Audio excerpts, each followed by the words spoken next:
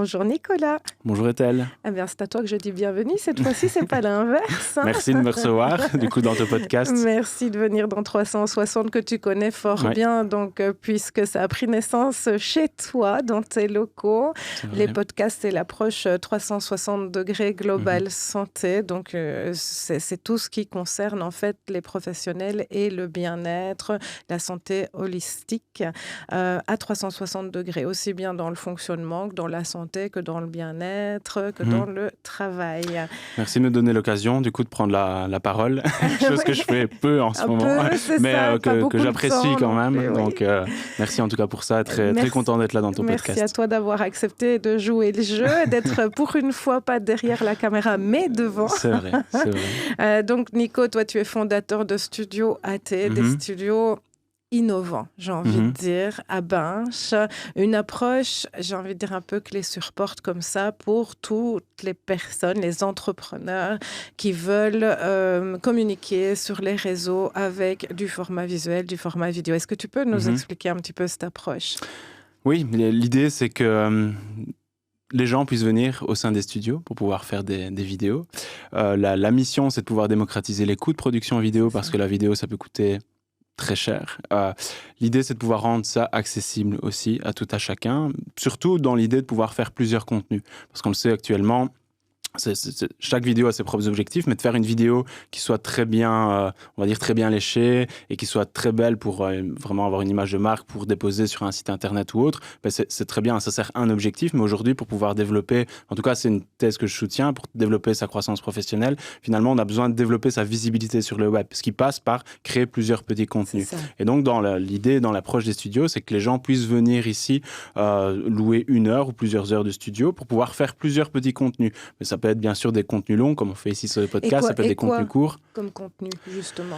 Ça peut être la création de capsules pour les réseaux sociaux, ça peut être la création de formations en ligne, ça peut être faire des lives aussi ici, créer des podcasts comme on est en train de faire en ce moment. Donc ça peut être différents types de contenus qui ont toujours pour objectif de servir la personne qui va faire ces contenus pour développer sa visibilité, pour se rendre plus visible et in fine, on espère avoir plus de demandes de clients, en tout cas prendre la parole aussi sur Internet. Oui, de se faire connaître et de pouvoir faire connaître ce service et puis à un moment donné, ce qu'on appelle convertir. Oui. Donc, c'est pas uniquement publier pour publier, c'est vraiment dans l'objectif, évidemment, de se faire connaître et de convertir à un moment donné, puisqu'on est entrepreneur avant tout. C'est un axe professionnel, c'est vrai que c'est fort destiné aux professionnels. Alors, c'est un peu drôle comme projet parce que c'est ça, on a mis le terme innovant parce que c'est assez nouveau. Ici en Belgique, c'est un concept que j'ai un petit peu mimétisé. En tout cas, je me suis inspiré beaucoup de ce qui se fait au Canada, où je suis parti pour apprendre le concept des studios vidéo, qui sont là-bas autonomes. En tout cas, l'entrepreneur avec qui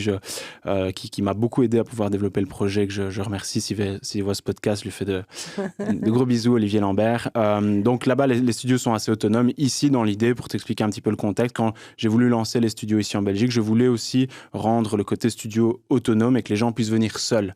C'est encore un projet que j'ai en tête. Ce que je me suis rendu compte, c'est que les gens avaient besoin aussi d'un support et d'un soutien et pas que du dispositif. Donc je me suis dit, les deux missions, c'est d'accompagner les gens à pouvoir passer à l'action aussi. Et donc, AT, c'est pour Action Taker. Et donc, pouvoir prendre action aussi pour finalement se dépasser parce que créer de la vidéo, c'est pas si simple. Hein. Ça a l'air si facile. Tout le monde a un téléphone dans sa poche, mais en réalité, c'est pas ça. C'est pas facile et c'est pas facile de se retrouver face caméra non plus. Donc, je pense que ton approche va même encore plus loin que le côté technique des choses, puisque tu vas rassurer. Tu vas rassurer, tu vas accompagner pas à pas, tu vas réfléchir aussi à la façon de présenter les choses. Donc, c'est un vrai avantage, un vrai bénéfice, puisqu'en plus, ça reste accessible. Oui, c'est l'idée. C'est de dire, aujourd'hui, on sait que la vidéo est importante. En tout cas, c'est un des leviers, un des moyens qui permet aujourd'hui sur le web, on consomme de plus en plus de vidéos. Donc, c'est important de rendre ça accessible aussi pour que les entrepreneurs puissent créer plusieurs contenus vidéo. Oui, c'est ça, parce que c'est ça le truc aussi, c'est qu'on ne va pas faire une vidéo et puis s'arrêter là. Hein. Généralement, forcément, quand on commence, on a envie de continuer et on a envie de cibler plusieurs choses souvent. C'est pas une vidéo qui va faire non plus qu'on va se faire connaître. Il en faudra plusieurs de toute façon. Mais c'est difficile et c'est de montrer aussi, c'est pas simple de créer de la vidéo, comme je l'ai dit. Et moi, regarde ici, cette nuit, je n'ai dormi que quelques heures, etc. Et c'est vrai que c'est pas pour tellement le message, enfin pour j'ai envie de dire le contenant qui doit être très propre, très lisse, la vidéo parfaite. C'est pas ce qu'on cherche ici. On cherche à créer des vidéos aussi authentiques. C'est ça, c'est cette approche-là que j'ai beaucoup aimée parce que même quand on passe dans les extraits, les shorts, les réels qui sont coupés, ça reste toujours au plus proche de qui est la personne qui est en train de présenter. Et ça, c'est bien. Et de temps en temps, il y a des petits ratés et c'est bien aussi parce que c'est marrant, c'est rigolo, ça rend les gens plus humains. C'est pas un truc tout calqué comme à la télé, quoi. C'est vraiment quelque chose où on se rapproche des gens, en fait. Dis-moi, Nico, tu es psychopédagogue. Oui, rien à voir avec l'audiovisuel. Comment es-tu passé de l'un à l'autre, finalement? C'est ça, en fait. Donc, de formation, je suis psychopédagogue. J'ai une orientation avec une finalité en orthopédagogie et action sociale. Donc, j'aime bien dire que je suis à la base un entrepreneur social. C'est vrai que les deux mots peuvent paraître contradictoires parce qu'on pense souvent, entrepreneur. Mais il y a une mission à accomplir et il y a moyen de pouvoir le faire tout en ayant un axe social dans le côté où on essaye d'ouvrir le service au plus grand nombre possible. C'est ça. Donc, c'est ce côté-là. Moi, j'ai commencé dans des études de psychopédagogie que j'ai terminées. Je me suis lancé d'abord en tant que coach scolaire. J'ai travaillé plus ou moins 1 an comme salarié en tant que chef éducateur dans une maison, dans une institution pour personnes en situation de handicap. Et ensuite, très vite, je me suis rendu compte que je voulais aider les jeunes sur tout ce qui était stratégie d'études. Et donc, je me suis formé à la pratique du coaching scolaire. J'ai lancé ma petite activité solo il y a... Avec des vidéos déjà? Déjà avec des vidéos, c'est ça qui m'a donné le goût en fait à la vidéo, parce que je me suis dit, les jeunes, quoi faire pour pouvoir les toucher? Je me suis dit, le format vidéo peut peut-être être un bon média. Donc, j'ai commencé à créer des petits contenus sur YouTube, faire des petits tutos, des petites vidéos d'explication pour toucher les jeunes. J'ai créé mes premières formations en ligne pour les jeunes aussi. Donc, ça, c'est avant Covid. Et après ça, on a co-développé avec une associée dans ce projet Devenir coach scolaire. On a formé aussi des indépendants à la pratique du coaching scolaire. Donc, on a formé d'autres personnes. On a formé un peu plus de 250 personnes sur 2 années et demie au coaching scolaire aussi. Et en fait, à ce moment-là, je me suis rendu compte que la vidéo a été vraiment l'élément clé qui a permis de pouvoir propulser l'activité. Si je pense qu'on n'avait pas fait de vidéo, pas de contenu, parce qu'on avait un groupe Facebook, on faisait des lives, on a fait pas mal de contenu sur Internet, c'est la vidéo qui nous a permis de nous faire connaître. Et moi, j'ai pris énormément goût à ça. Et je me suis dit, si on l'a fait pour nous, on peut le faire pour d'autres. Et moi, je me suis dit, il y a aussi une autre casquette à prendre, il y a aussi une autre chose à faire avec les indépendants, c'est de pouvoir leur permettre aussi, eux aussi, de pouvoir créer du contenu vidéo qui peut les amener à avoir plus de demandes et à développer leur activité professionnelle. Et c'est sans doute aussi ce parcours-là que tu as et ce côté psycho et pédagogue, justement les deux qui vont faire justement, je pense vraiment une plus-value chez toi parce que ce qui fait que tu accompagnes super bien les entrepreneurs qui viennent même pour les premières fois, etc. Je pense que c'est ce côté-là, humain, social et le coach qui reste coach par nature. Et qui donne des conseils, qui guide un petit peu. D'ailleurs, tu formes aussi pas mal de jeunes, parce que tu as une équipe de jeunes maintenant. J'ai une équipe de jeunes, une équipe, pas encore une armée, mais je prends vraiment à cœur et à corps le fait de pouvoir transmettre les connaissances et les compétences sans finalement se pencher sur le diplôme ou sur les compétences de base. Moi, je pense que comme l'audiovisuel, je l'ai travaillé et je me suis formé beaucoup par l'expérience, par des moyens nouveaux qui sont les formations en ligne, YouTube, etc. Je me dis, les jeunes peuvent apprendre aussi à partir de la pratique et des expériences. Et donc, ça, c'était aussi important pour moi, finalement, je ne vais pas dire qu'ils puissent se calquer à ma façon de faire. C'est juste que je me dis que c'est un métier qui demande beaucoup de pratique. Et donc, c'est un métier qui demande beaucoup aussi d'expérimentation, d'essais-erreurs. Et c'est un petit peu ce qu'on essaie de développer.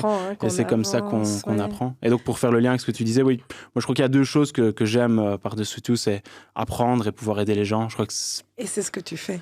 Ça se résume à ça, ici. Pardon, c'est ce que tu fais ici avec Studio AT tous les jours. D'ailleurs, c'est vrai que moi, quand... On coupera. Oui, on coupera. C'est vrai que moi, quand je suis venue ici, tu m'as présenté les studios comme étant des studios autonomes et que tu allais donc montrer, etc. Mais je vois que maintenant, que ce soit avec moi d'ailleurs, la première, mais avec beaucoup de tes clients, on cherche tous ce côté-là, ce côté accompagnement aussi. D'ailleurs, quand tu as proposé certaines formules, moi, celle auquel j'ai adhéré, c'est celle où il y a l'accompagnement.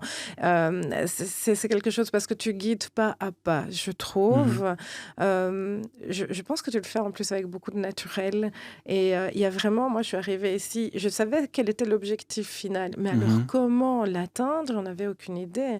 Et c'est toi qui as balisé en fait tout le chemin pour y arriver. Donc, et bravo pour tout ce que tu as développé, parce que c'est vrai que sur le chemin parcouru finalement en quelques mois, parce que c'est vrai que tu étais... On a commencé quand le travail en février, c'est ça. Là on a tâtonné un tout petit peu. J'ai essayé un format ou deux, puis après j'ai trouvé ce qui me convenait, et puis là on a démarré. Et ce qui est super sympa, c'est que de voir aussi finalement l'évolution à travers les personnes dans leur apprentissage et dans leur courbe d'apprentissage avec la vidéo, mais de voir aussi finalement le projet qui s'affine et qui se développe au fur et à mesure de temps. Alors il y a pas que la vidéo, est juste ce que je dis souvent, la vidéo c'est le véhicule qui va amener vers la destination, mais un véhicule on peut en prendre plein. On peut en prendre des différents. Tout le monde n'est pas obligé de faire la vidéo, mais en tout cas, si on... Mais il y a ce côté-là, justement, le plus de l'outil vidéo, il y a l'accompagnement. Et la stratégie, la structure. Et puis, tu es quelqu'un de généreux, donc tu donnes beaucoup d'exemples, beaucoup de formats, ça aide. C'est drôle pour quelqu'un qui voulait faire des studios autonomes, de me retrouver avec quelque chose où l'accompagnement prime plus. C'était ça que je voulais dire en commençant, c'est que c'est la première chose que tu m'as dit, c'est un studio autonome, on va te montrer, tu vas voir, et puis tu vas pouvoir le faire toute seule. Et ça fait 1 an que je travaille avec toi, je ne l'ai jamais fait toute seule. Non. Et comme quoi, dans l'entrepreneuriat, rien n'est figé, tout évolue finalement. On finit aussi par se familiariser à force de venir, effectivement. Et donc, on voit un petit peu ce que vous faites et comment vous le faites. Bien sûr. Et puis, je crois que c'est quelque chose à adapter. Je l'ai adapté aussi en fonction des demandes. Je pense que, sans te mentir, sur une année, parce que les studios vont fêter leur première année ici, je crois que j'ai eu 2 personnes qui ont enregistré seules. Donc, c'est preuve que... Et pourtant, je ne voulais pas forcer non plus. Il fallait sentir que la personne ait envie aussi de le faire. Mais je me suis dit, les gens viennent quand même au studio pour se libérer mentalement de tous les problèmes techniques qu'on peut avoir en vidéo, qui sont une catastrophe. Savoir si j'ai bien appuyé sur REC, est-ce que la lumière est bonne, est-ce qu'il n'y a pas de bruit dans la pièce. Je me suis dit, les gens ont envie aussi de ça, de ce confort mental. Je viens, je pense juste à pouvoir créer mon contenu. J'ai quelqu'un qui s'occupe du reste. Et basta. Donc, voilà. Et puis, est-ce que tu ne penses pas qu'il y a une différence aussi peut-être dans les mentalités ou dans l'avancée des mentalités par rapport au Canada et nous, en vieille Europe comme ça, est-ce qu'on est... J'ai l'impression qu'on n'avance pas forcément aussi vite. Peut-être que c'est ça aussi qu'au Canada, les gens peuvent être vite très autonomes dans ces studios, mais peut-être pas chez nous. Je suis tout à fait d'accord avec ce que tu dis. Et il y a une différence de mentalité aussi. Tu sais qu'il y a plusieurs personnes, quand j'ai parlé de ce projet de studio autonome, ce qui m'est revenu en premier comme retour, c'est « Ah, mais ton matériel, ici, on va te le casser, on va te le voler, etc. Tu vas faire confiance aux gens. » Et donc, c'est vrai qu'au Canada, moi, les Airbnb que j'ai loués quand je suis parti au Canada, la porte était ouverte. Quand j'ai demandé dans un parc national pour déposer mon sac à dos dans un KGB, demander s'il y avait une clé, on m'a dit mais non, ici il n'y a pas besoin. Donc c'est vrai que je suis parti avec l'idée de reprendre quelque chose qui préexistait au Canada et qui fonctionne très bien, parce que je pense qu'eux aussi ils sont plus avancés que nous dans le côté création de contenu, et donc je pense qu'ils ont quelques années d'avance sur nous sur le fait de créer du contenu, mais je pense que la mentalité aussi est assez différente. Et alors, je suis pas revenu avec ce côté, oui, je fais beaucoup confiance aussi, donc je me dis, il faut mettre en place un système, mais je pense que là-bas aussi, il y a ce côté où les gens sont beaucoup plus habitués à pouvoir créer du contenu et vont seuls dans des studios pour pouvoir enregistrer. Je pense que c'est pas impossible ici, mais je pense qu'il faut éduquer les personnes à ça. C'est ça. Et ça se fait petit pas par petit pas. C'est plus nouveau chez nous. Donc, je te cache pas que si j'étais resté sur l'idée que je t'avais proposée il y a quelques mois de dire voilà, ici c'est qu'un studio autonome, à l'heure actuelle on se parlerait pas, on serait fermé. Oui, ça je pense bien, parce qu'on a eu ça, en tout cas je me sentirais plus prête, je vais dire, à le faire toute seule maintenant, parce qu'il y a 1 an que je travaille avec toi et que donc j'ai pu m'imprégner de l'univers vidéo, en fait, de comment communiquer, etc., ce que j'aurais pas pu faire quand je suis arrivée toute seule. J'avais vraiment besoin d'aide, en fait, qu'on me guide au début. Et c'est vrai qu'on est, en tant qu'entrepreneur, content d'avoir quelque chose qu'on peut déléguer, qu'on peut laisser chez les autres. Même si quelquefois il y a des soucis, et il y en a, parce que ça, c'est normal. La société, la boîte n'a qu'un an, donc c'est vrai qu'on passe aussi par des moments où, quelquefois, il y a aussi des problèmes techniques, quelquefois, il y a aussi des ratés. C'est ça fait partie qu'on avance, qu'on apprend. C'est gai de commencer, d'arriver dans une entreprise. Finalement, on a l'impression de grandir avec toi, donc c'est gai. C'est ça. On aura un studio, deuxième studio, il y a un troisième qui est là. Il y a quelqu'un là qui est juste à côté de nous, que tu connais très bien, qui est en train de faire le montage en direct de ce podcast. Enfin, c'est vrai que ça fait, si on fait le chemin inverse, il y a beaucoup de... Dans quelques années, on fera une interview et je dirai, moi, je suis contente. En fait, j'ai eu l'occasion de connaître Nicolas à ses débuts et maintenant, c'est une grande star. Ouais, c'est ça. Il y a quelqu'un, c'est marrant, quelqu'un ce matin au BNI qui me disait, écoute, est-ce que je pourrais te demander un service? Il disait ça pour blaguer, mais est-ce que je peux te demander un autographe? Parce que je pense que dans quelques années, tu seras plus au BNI. Mais je te vois là, tu vas participer dans 2 conférences sur base d'une semaine, etc. Et il dit, ça tombe, j'aurais eu le plaisir de te rencontrer. Est-ce que tu veux me faire un autographe? En blaguant, mais peut-être que, voilà. En tout cas, l'idée, c'est de voir, toujours rester les pieds sur terre, mais de voir aussi plus loin, parce que des entrepreneurs à aider, il y en a plein. Oui, c'est ça. Et je pense que ça fait partie d'être entrepreneur que de voir les choses plus loin aussi, de manière globale, de ne pas voir les choses à court terme et de les voir plutôt à long terme. Et effectivement, on voit dans tes conférences et toujours toutes les conférences que tu fais toujours cette approche d'envie de transmission et de s'assurer que les personnes comprennent aussi. Oui, ça, c'est vraiment ton côté psychopédagogue, justement, social, qui amène ça. On parle beaucoup donc de ces vidéos, on voit beaucoup de choses en ligne sur les réseaux, etc. Si vous êtes coach, thérapeute, machin. Donc, si vous êtes, moi, je vais te dire les choses autrement parce que j'aime pas cette formulation-là. Je le suis moi-même, je suis naturopathe, donc je suis évidemment ciblée par toutes ces communications-là. Donc, je vais le présenter autrement. Je vais plutôt m'adresser aux professionnels de la santé holistique, du bien-être et paramédical. Quelle serait la plus-value pour tous ces professionnels aujourd'hui du format vidéo? Dans quel sens ce serait bénéfique pour eux? Je pense que quand on veut se lancer dans la création de contenu vidéo, la première chose, on a tous, je pense, on est tous passés par cette étape-là où on sort une feuille de papier, on note plein d'idées. 21/11/2023, hop, 10 idées de vidéos, et puis on range sa feuille et on ne réalise jamais ces vidéos. Ça, c'est dur. C'est dur de passer de la phase d'itération, parce que des idées, on en a tous. Il y a ce côté-là où qu'est-ce qu'on va faire? Et donc, je pense que c'est sûr que d'avoir un regard de quelqu'un d'extérieur qui peut guider plutôt sur un côté stratégique peut aider, parce qu'aujourd'hui, on est noyé dans le contenu information et donc vidéo aussi. Il y a énormément de plateformes. On se dit, tiens, où je dois aller? En tant que thérapeute, que professionnel de la santé. Comment traiter mon sujet, comment le mettre apparaître. en avant, comment je vais me démarquer. C'est ça. Parce que moi, je sais que je fais bien mon job, mais je sais qu'il y en a plein qui font bien leur job aussi. On fait plus ou moins la même chose. Donc, tout va se jouer. J'ai envie de dire avec toi, ce que j'ai appris, c'est que ce qui va faire la différence, ça va être l'authenticité, justement. C'est ça. Je crois que de créer du contenu qui soit... Alors, on s'inspire tous de quelqu'un, de quelque part. Ça, je pense que personne n'a inventé l'eau chaude, et chacun vient avec ses idées de vidéos qu'il a vues ailleurs pour le transférer à son propre contenu qu'il veut créer. Maintenant, ce qui est important, c'est de se dire, tiens, moi, comment je peux faire pour créer des vidéos qui me ressemblent? Et donc là, il y a différents formats. Il y a des personnes qui sont plus à l'aise en format face-à-face, en format podcast comme on fait ici. Il y a des personnes qui sont beaucoup plus à l'aise seules dans un studio, en train de lire un prompteur en ayant écrit leur script à l'avance. D'autres personnes qui sont plutôt dans l'improvisation et qui sont plutôt sur le côté où ils vont arriver à partager leur message en format un peu brut. D'autres vont être un peu plus, attentifs sur le côté montage, ambiance, etc. Je pense que la première chose, et c'est pas égoïste de dire ça, c'est regarder qu'est-ce qui pourrait nous correspondre comme type de vidéo, et partir un peu de soi pour se dire, OK, qu'est-ce que je veux transmettre comme message, mais ensuite, comment je peux le faire en vidéo? Il y a plein de façons de passer son message. Finalement. C'est ça. Si je me sens à l'aise dans le format, le message passera. Bien sûr. Il y a du format court, il y en a pour tout le monde. Vraiment, c'est trouver son format, mais aussi, moi, ce que j'aime beaucoup, c'est de dire, voilà, si on prend le cas de quelqu'un un thérapeute de la santé, par exemple, qui veut créer du contenu vidéo, c'est de dire, OK, je fais une phase de test. Et j'oublie un peu l'idée, parce que ça, c'est le plus... le plus terrible, j'ai envie de dire, pour moi, c'est de voir des personnes, quelquefois, qui créent des contenus vidéo, mais qui ne publient pas. Parce que c'est encore une étape au-dessus, et de se dire, OK, je vais faire une espèce de challenge, et je vais faire mes premières vidéos, et je suis OK avec l'idée que ce sera peut-être pas le mec plus ultra, ce sera pas le plus parfait, mais si je continue à en faire de temps en temps, mais je sais que je vais m'améliorer. Et limite, mais j'aime autant limite ça, mais les gens qui ne regardent peut-être même pas leur vidéo, et encore moi.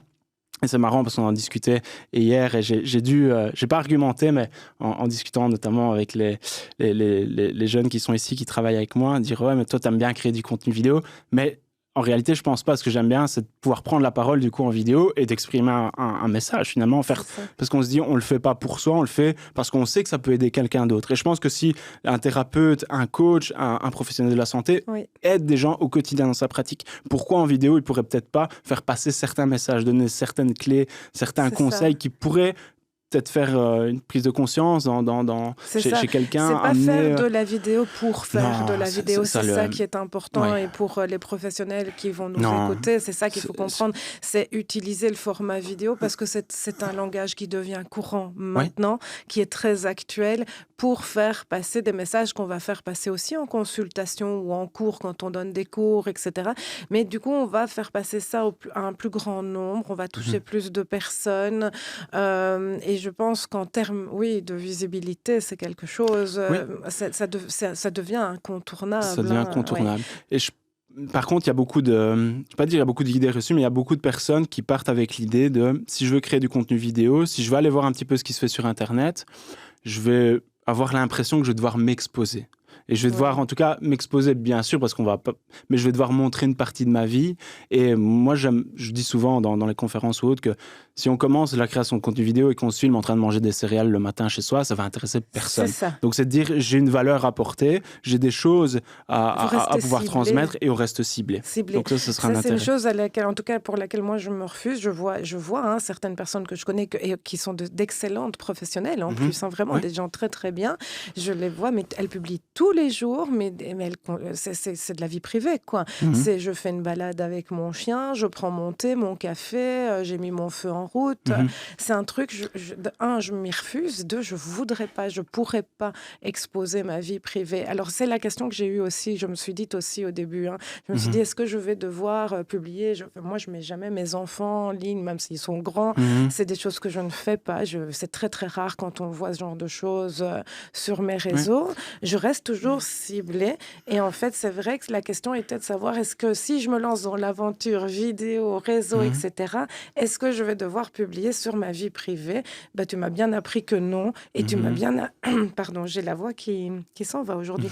Et tu m'as bien appris aussi qu'on pouvait cibler et faire ressortir le côté humain et que les gens on a chacun notre public en fait finalement il y a un public pour tout le monde. Il faut trouver son public et je dis aussi souvent que les gens vont venir d'abord pour le contenu, la valeur qu'on va apporter et vont pouvoir rester après pour l'humain, pour la personne parce que bien sûr il y a ce qu'on appelle une relation parasociale qui va se créer même en vidéo, même si on n'a jamais rencontré la personne dans le irréel comme disent les jeunes ou en tout cas en réel, on va quand même avoir une forme d'attachement à la personne parce qu'elle va nous apporter quelque chose. C'est ça, mais on a l'impression de la connaître. C'est ça, on a l'impression de la connaître. Après, il faut rester attentif aussi, de se dire, on est quand même sur Internet et on n'est pas dans un cours d'université. Donc, je crois qu'il y a un concept qui est intéressant et pour les thérapeutes qui nous écoutent, c'est d'avoir ce concept qui s'appelle infotainment en tête. C'est la contraction de deux termes qui est information et entertainment, divertissement et information. Donc, je dois porter du contenu de valeur qui va informer les personnes,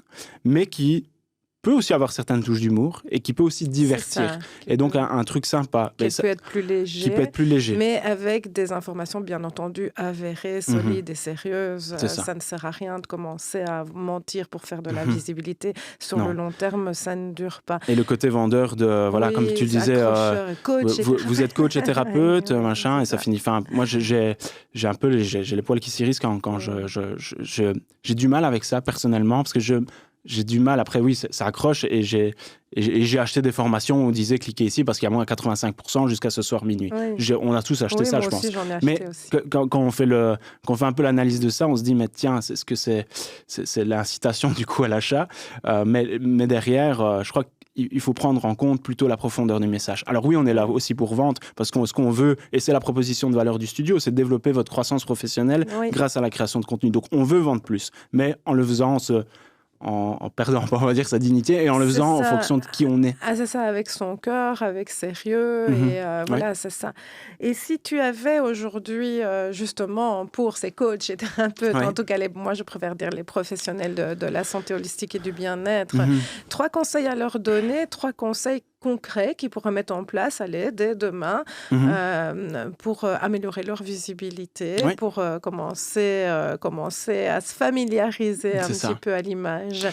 Je dirais la première chose, c'est regarder votre boîte mail, regarder les questions qu'on vous pose, regarder allez, de toute façon, si vous êtes déjà thérapeute et en exercice déjà depuis, même si ça fait 3 mois, 6 mois ou 15 ans, peu importe, regardez les questions qui sont fréquemment posées.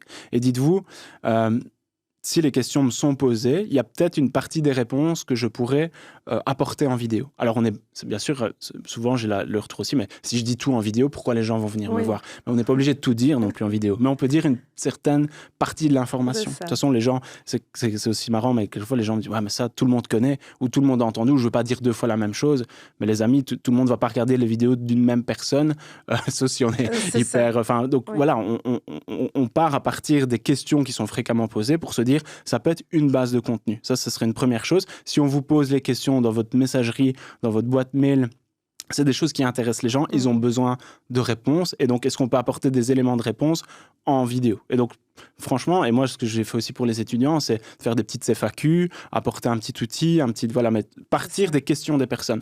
Parce que souvent aussi, il y a quelquefois le syndrome de la page blanche. Qu'est-ce que je vais raconter en vidéo?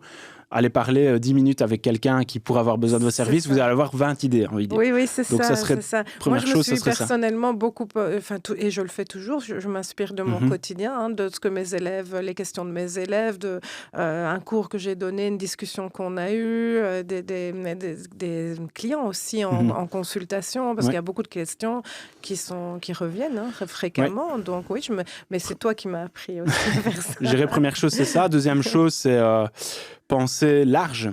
Donc, c'est ce qu'on appelle tofu, mofu, bofu. On ne va pas traiter les 3, mais tofu qui veut dire top of the funnel. Et donc, d'essayer, si on veut se faire découvrir, essayer de travailler ce côté découvrabilité, essayer de ne pas faire du contenu trop spécifique. Parce que le contenu trop spécifique, ça va être intéressant, mais pour les gens qui vous suivent déjà, qui se sont déjà abonnés à votre compte et qui vous suivent déjà depuis un certain temps. Si on veut augmenter sa visibilité, on essaie de chercher des sujets qui pourraient être intéressants pour un large panel de la population. Petit exemple, moi, quand j'étais coach scolaire, je suis toujours coach scolaire, je pratique moins en ce moment, mais quand je fais du contenu sur YouTube pour les étudiants, comment toucher les étudiants sur des méthodes de travail, des stratégies d'apprentissage?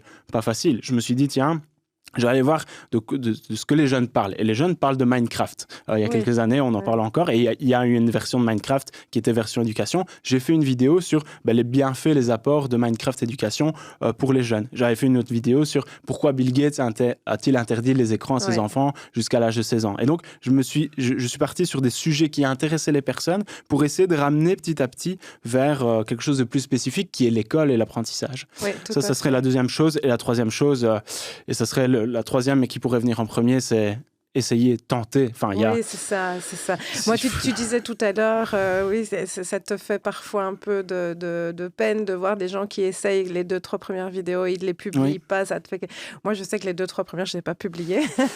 Je les ai toujours, les regarde parfois, je me dis non, je ne les publierai pas. Mais par contre, fatalement, je publie des... Mais elles m'ont permis de commencer. Elles m'ont permis aussi de voir ce que j'aime, ce que je n'aime pas. Donc, je me sens à l'aise et puis c'est devenu plus facile après. Il n'y a pas que le format. Quand on dit que les gens ne publient pas, c'est que les premières, en fait, il faut accepter de se voir et de s'entendre. Et ça, c'est difficile. Donc moi, j'ai eu plus facile à l'accepter avec les podcasts qu'avec... Et puis après, du coup, j'ai pu faire des petites vidéos. On en a tourné beaucoup tous les deux, d'ailleurs, qui vont bientôt sortir. Et d'où d'ailleurs, pour les gens qui nous regardent, s'ils peuvent suivre ça, ils vont voir que tout le concept que tu viens d'expliquer, avec la question, qu'est-ce qui va attirer les gens, le sujet qui va être élargi. Toutes les étapes que tu viens d'expliquer sont respectées dans tous ces shorts, ces réels qu'on a tournés ensemble. Et donc, c'est super impactant, ça va être génial. Tu sais bien que j'aime bien de terminer ces podcasts, Nicolas, puisque tu es habitué, tu les as tournés plusieurs fois. J'aime bien de terminer sur une note un petit peu plus perso. S'il y avait une personne dans ce monde que tu aimerais rencontrer, encore en vie ou pas, mais vraiment qui t'impacterait, qui t'a impacté, que tu aurais voulu rencontrer en vrai, en tout cas, qui serait-elle et pourquoi? Il y a beaucoup de personnes. Dans le côté entrepreneurial ou au côté privé aussi? Quelqu'un qui te résonne, ça peut être sur le plan personnel aussi, mais quelqu'un vraiment avec qui tu résonnes ou qui a un message qui t'éclaire, qui te parle. Dans l'entrepreneuriat, là, il y a pas de... Comment je vais dire? Il y a pas de... Je dirais que la personne qui il y a beaucoup de personnes qui m'inspirent beaucoup dans l'entrepreneuriat. Mon mentor, qui est Olivier Lambert, je l'ai rencontré une fois. On a des contacts souvent ensemble. C'est vraiment quelqu'un qui m'inspire beaucoup. Qui est canadien. Qui est canadien, c'est ça. Et qui est vraiment une source d'inspiration pour moi. Et donc, Nico, je te demandais justement, tu viens de citer un entrepreneur, un succès qui t'a beaucoup inspiré sur le côté professionnel. Et il y aurait une autre personne qui t'inspire aussi plutôt personnel. C'est ça, sur le côté personnel, je dirais, c'est un joueur de basket assez connu, qui bosse toujours, qui travaille toujours au basket. Putain, j'ai même plus de mots. Attends, je vais la refaire. Sur le côté privé, il y a LeBron James, qui est un basketteur professionnel, pas encore en fin de carrière, mais presque, et qui m'inspire beaucoup.